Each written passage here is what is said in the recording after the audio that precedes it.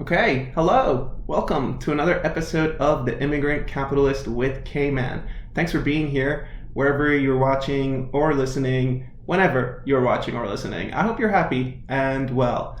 This is the second episode of season 1, and if you haven't seen the first episode, go check it out just to get a better sense of what the premise of the channel is. But also, no pressure. You really didn't miss out on much. I rewatched it, and wow, there is a lot of room for improvement. So let's see how the second one goes. I'm gonna try out some new things, and I hope you like it. In this video, we will talk about what is the Form 10K, and we'll go on some of the really great online sources that are available to all individuals that want to participate in the public market.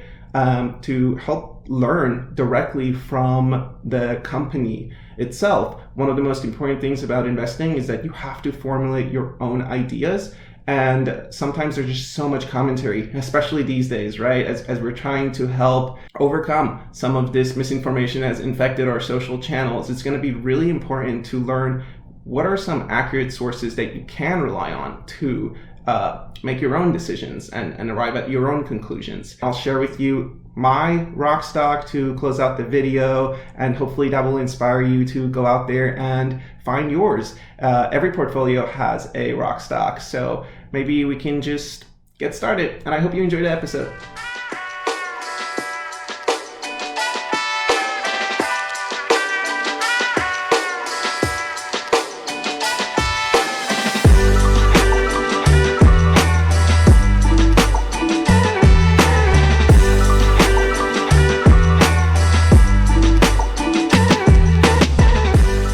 Okay, I told you, we're going to try out some new things this time. So, where are we? Oh, we're ahead of ourselves, it looks like. Let's go back to this other website. Cool. The U.S. Securities and Exchange Commission website. This is where you want to go at the very beginning of your journey to become very familiar with the public market. What goes on? Why? Because this is the agency that's responsible for regulating the public market. And they have so many good resources available. They say it right here on their own page, right? They inform and protect investors. They facilitate capital formation. They enforce federal securities laws. They regulate securities markets. And most importantly, they provide data.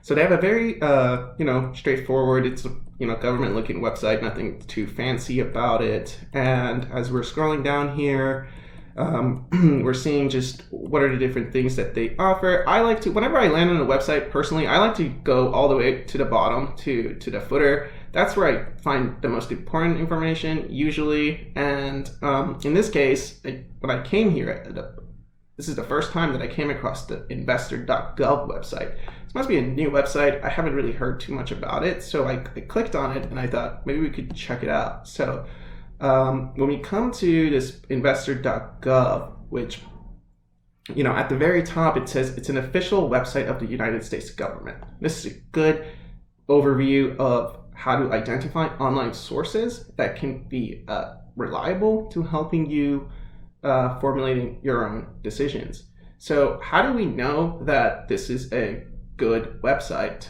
to come to? Because it ends in .gov. It says it right here. That means it's official. That means a federal government website. And this is where you go to get accurate information. Also, this is very important. This is often overlooked. The HTTPS. The S is super important. You have to pay more attention to it as you're just browsing the internet these days. There's so much malware out there. So be careful that when you're landing on websites that don't have HTTPS, because without the S, it's not secured, and that can be harmful at times. So on this Investor.gov website, at the very top, there's an introduction to investing, right? And like everything else, they have a big arm right here. There's a big note right here that says visit our glossary, and I'm a sucker for glossaries because you have to first learn the lingo of anything that you're trying to accomplish, because without knowing the ins and outs and their language, then then I really don't know what you're doing at that point. And I mean, I relate to this because as an immigrant myself, one of the first things I had to overcome was learning the language. So this goes the same way. If you want to participate in the public market, then you should learn the different terms that exist. And so we can just, go all the way down on here, or I can just come here and search. I want to share with you what is a Form 10K. This is something that I personally recently learned about because one of the companies that I invest in published theirs. So I was like, oh, okay, like what is a Form 10K? And then that kind of is exactly what inspired this whole segment. So a Form 10K, let's see how the SEC defines it. The federal securities laws require publicly reporting companies to disclose information on an ongoing basis. So, for example, domestic companies means companies within the United States, must submit annual reports on Form 10K. Boom. That's all we needed to know, right? What goes on the Form 10K? It's the annual report. But it's the annual report directly from the company, and it goes on there to provide a comprehensive overview of the company's business and financial condition, and includes audited financial statements. That's really important, right? We want to look at audited information.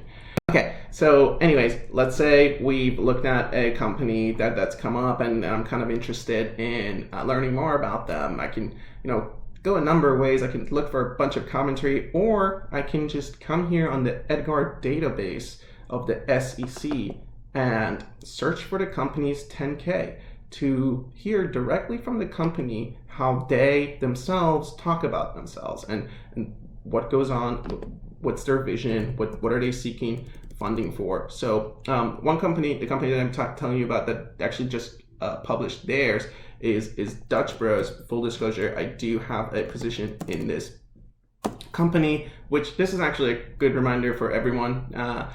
All information on this channel is for general entertainment and informational purposes only, and should not be relied upon as personal financial or investing advice. So moving on to, just looking at a 10K and seeing what it is, you can just, on this right hand side, we can see their filings and see the most recent ones. There's also his latest filings right here on the left. I just went there because the 10K grabbed my eye. And okay, on February 27th, they published their 10K. So let's open it up and see what's on there. Cool. So this is the Form 10K of Dutch Bros, and it helps us kind of understand, first and foremost, at the very top, when does their fiscal year end? This is important information. Not all companies operate on an, calendar year, fiscal year. So you want to make sure that you become familiar with when their fiscal year is actually taking place. So for this one, it does happen to be a calendar year, at least at this point, since they last reported. So good to know. And as we come down, you get a better sense of where is their headquarters right here. We can see, okay, they're in Grant Pass, Oregon. That's probably where the company started. And we'll just keep scrolling down to see what else is in this form. Okay, so you can also see the number of outstanding shares that the company has. That's always good to know. I don't really know how to use it. It's too sophisticated for me, but I'm sure it's an important number, and it helps people understand they're overpaying for a stock or not. I don't really get it. That's exactly why what we discuss on this channel is not financial advice in any way, and it's just for information purposes to hopefully inspire you to go out there, find some of these resources, and start to formulate your own ideas. So moving on to the table of content of the Form 10K, it looks like part 1 gives us an overview of the business and the risk factors. So this is interesting. And item 1A is a report from the company. So this is the company itself identifying risk factors for potential investors, I suppose. There's unresolved staff comments. I wonder what goes in there. There might be some fun comments in there. We can look at them at a later time. And, properties, legal proceedings, mine safety disclosures. Interesting. Okay, so what's in part 2? Part 2 is telling us more about their common equity. It looks like part 2 focuses more on financial statements and supplementary data. So part 2 is something that you might want to check out before you invest in a company, to just learn more about them, to get a better sense of what is their financial standing. And part 3 goes into giving an overview of directors, executive officers, corporate governance. So, that's the easiest place to go and to find this information. They also give you the executive compensation. So that's fascinating. This is public information. As an investor in a company, it only feels right that you know how much the people running the company are being compensated. There's also, so then part 4 goes more into their financial statement schedules, and it looks like it's just exhibition only. It doesn't really look like there might be too much information there for us to grasp. So, so pretty cool. This is just a tester, like I said, so you become a little bit more familiar about what goes in these forms. Now that you know a little bit more about the Form 10K and what online sources to rely on to find it, let's talk about what's a rock stock. A rock stock, as defined by me, is a company's stock that doesn't have a whole lot of price action. So it's not going to have huge spikes. It's probably not going to have huge drops, and it'll be steady, right? It'll be like a little rock just sitting there in your portfolio and benefiting from the long-term prospects of investing, and probably the most important thing about investing, which is compounding. So a rock stock usually has pretty steady earnings. It has dividend. It's a healthy company.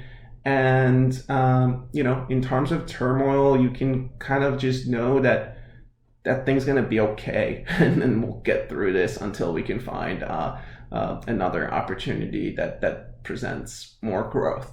And for me, the one that I've chosen is the Kroger. If you're unfamiliar with the Kroger, I would encourage you to go on the SEC's website and look up their Form 10K to learn more about them and their business, their financials, their prospects, their risks.